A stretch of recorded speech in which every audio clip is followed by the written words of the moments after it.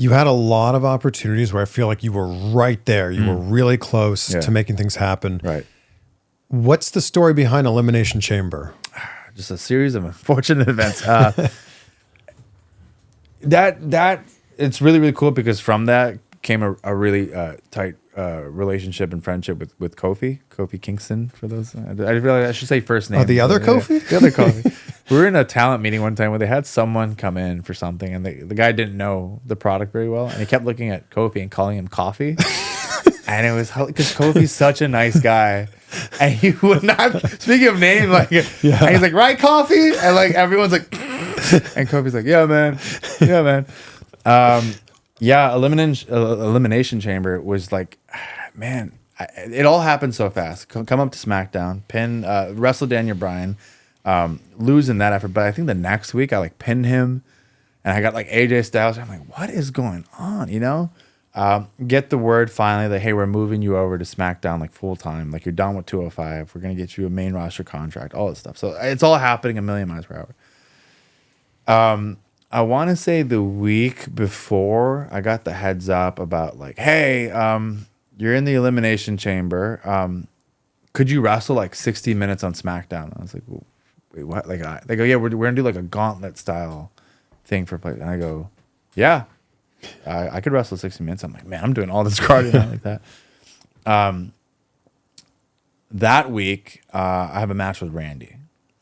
And just kind of a slip of the boot. So Randy does like the Garvin stomp where like he goes around and he stomps each body part. Mm-hmm. And one of the things I think the compliment just went to my head, like, man, Ali sells so good. Like you hit something, like it looks like he just sells so well. So I want to say Randy had either stomped me like in the stomach or something like that, something that basically made me sit up to sell. And like I've watched Randy work for years, and usually like it's like stomp and he takes his time and like stomp and then he takes his time. But for whatever reason, I guess he was feeling like to stomp me again in the stomach. So he went for like 2 stomps. But when he stomped me the first time, I sat up, and the second stomp was coming and just caught me right in the eye. And I could feel like the bones. I felt like my face moved, right? And it was like, oh, man. And in a second, I'm like, oh, I'm fine. I knew where I was. I was fine. But Randy keeps saying, like, your eye's swelling up really bad. Are you okay? I'm like, yeah, I'm fine. I'm fine. I promise you I'm fine. It's just a black eye. We finish the match. We get back. Everyone's all, are you okay? I go, yeah, I'm fine. It's just a black eye. Later that night, the finish of SmackDown was a big melee to set up the Elimination Chamber match, right? Like, you know, Eric Rowan's with Daniel Bryan at the time, all that stuff. So the spot had called for Eric Rowan to do like the claw choke slam on the announce table. And I take it, and I remember landing on the table, and I go, oh no. Like, and the whole room is just spinning, like violently. Like I feel like I'm spinning on the table, and I go, I know I'm laying here. I go, I'm messed up, you know? So I'm like, like you probably just got your rocked, you know, just give it a second. I get back, I'm all good. That weekend I have live events. I'm sorry, this is when I get the call about, hey, can you go like 60 minutes? I'm like, oh, yeah, I can do it. And I'm driving to these live events, and I was like, man, something's not right, you know? And I wrestled the first night, and I was like, man, I'm gonna throw up. Like, I'm not myself, I'm stumbling over myself, but I'm composed enough that I'm okay. The second night, I'm in a tag team match, and I want to say my tag team partner was actually Ty Dillinger versus like Samoa Joe and Shelton Benjamin.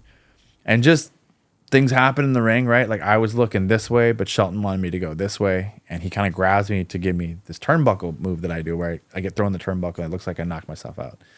Except this time I like really knock myself out, right? Again, because I think I'm going here, but I get pulled this way. Get rocked again. And now I'm like, I can't stand, you know? Samoa Joe picks me up for the muscle buster. I'm able to slip out, get the quick pin, and I'm out of there.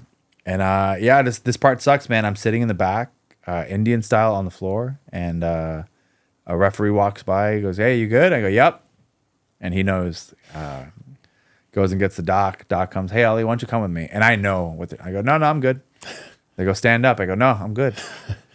And eventually I get like bullied into the medical room, and like, man, I'm grabbing everything I can. Like, yeah, just my back. And I was like, oh yeah, okay. Hey, do you know where we're at? Yeah. What town are we in?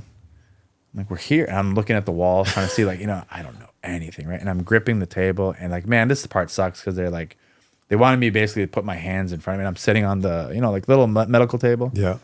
And I'm holding it. They go, put your hands up, like you know. So I do this, and man, I just eat it. And they go, yo, this is like a massive, like you're not well. Like, so docs, they all put me up, and it's a whole protocol thing where the doc has to stay across you from the hotel room. They had to transport me back home. This is the whole concussion protocol? Yeah, like I think mine was pretty extent. Like I couldn't like stand correct. Like I'm doing this. Like it was really bad vertigo, and so like we have to get you home, you know. So WWE arranges for transportation, and yeah, that's what sucks. I'm like, okay, so like, what's the process? Like, can I make elimination? They go, dude, you're out for months probably. I was like, no, you know. And then you know, they asked me to film something at home. I send it in, basically announcing like I won't be in the Elimination Chamber. I'm like heartbroken about, but I'm gonna come back better. And then this beautiful gift of Kofi-Mania happens, and Kofi just, God, man, what a guy. And lightning in a bottle. The entire WWE universe is behind him. He has this magical gauntlet performance. He has this amazing performance at Elimination Chamber, and like those combined is what fueled Kofi-Mania all the way to WrestleMania. Now, no way am I comparing, but as a competitor, of course, there's some jealousy, right? I'm watching. I'm like, could you imagine what a healthy Ali could do in the Elimination Chamber? But then I go and look at him, like, and I'm so mad at myself. I'm like, if only I, you know, didn't take that bump at the live event. If I only had, and I'm sitting there kind of like, I would have been fine. And my wife's like, so you thought it would be a good idea to go in the Elimination Chamber concussed? Knowing you, I would have tried to scale something, and like, you know, like you don't.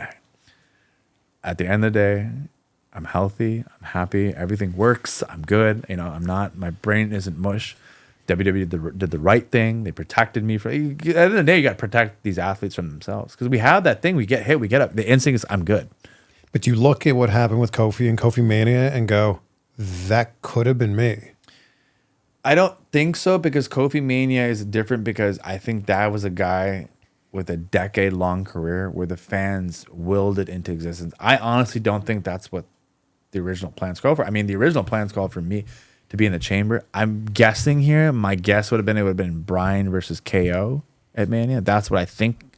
Because then me and Bryan and Kevin Owens had like a fast lane triple threat match in between that when I like returned, you know? So that's what I think the plan was. I think Kofi, the reason it happened is because the WWE fan base was like, this guy has been here for so long, has always delivered. And it was like, I think it was lightning. It wasn't produced. It wasn't written. Yeah. You know what I mean? And like, you can't. So for me to even sit here and have the gall of saying like, yeah, that could, no, man, that was Kofi-Mania's special. And like what it meant, you know, all those videos, you've seen the videos with Chad and MVP when Kofi wins in, they're like having a drink of the bar.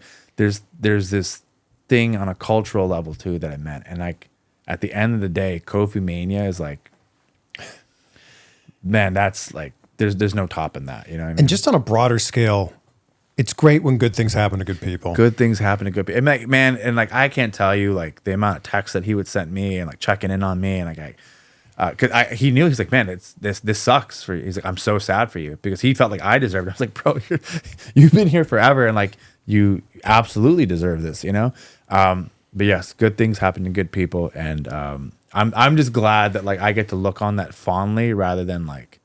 It would have been different if the guy that replaced me was a complete POS and like didn't deserve it. I'm like, oh man, this guy, you know, it's someone I have no problem saying someone I think more deserving took that spot.